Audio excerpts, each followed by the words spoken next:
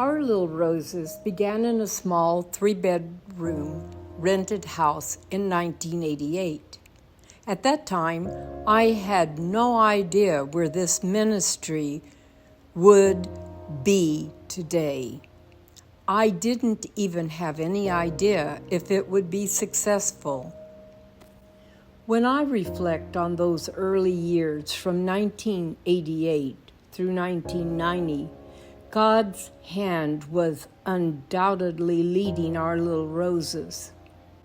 By 1990, the mayor of San Pedro Sula had donated 2.5 acres of undeveloped land for the ministry to build their own facilities.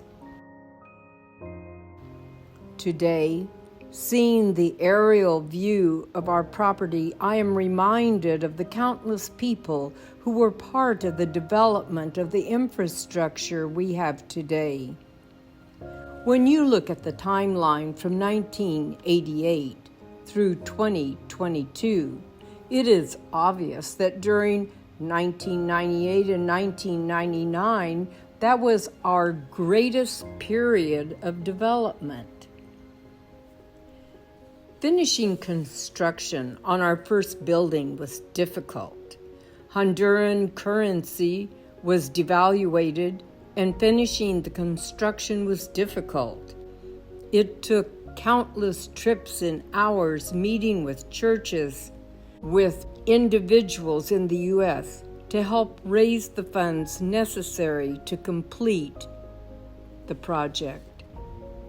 Relationships were developed, and mission groups came to support us in our building efforts.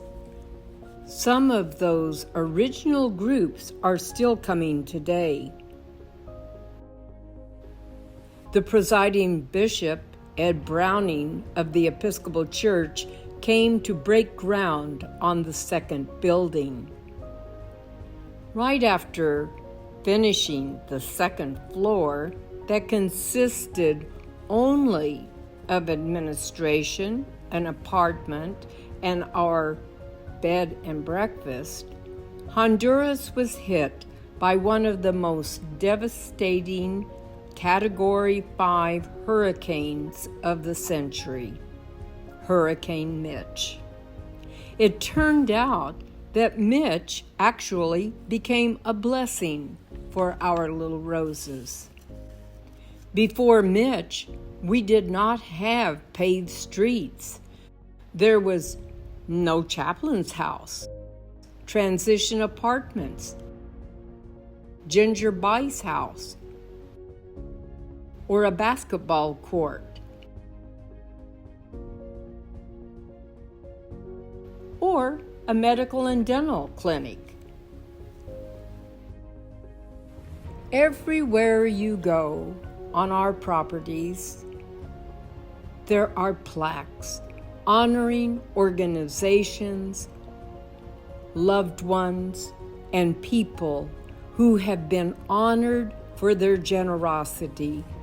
There are many naming possibilities still in our new administrative facilities. All of these have been made possible through grants, individuals, Episcopal Church women's groups, Daughters of the King,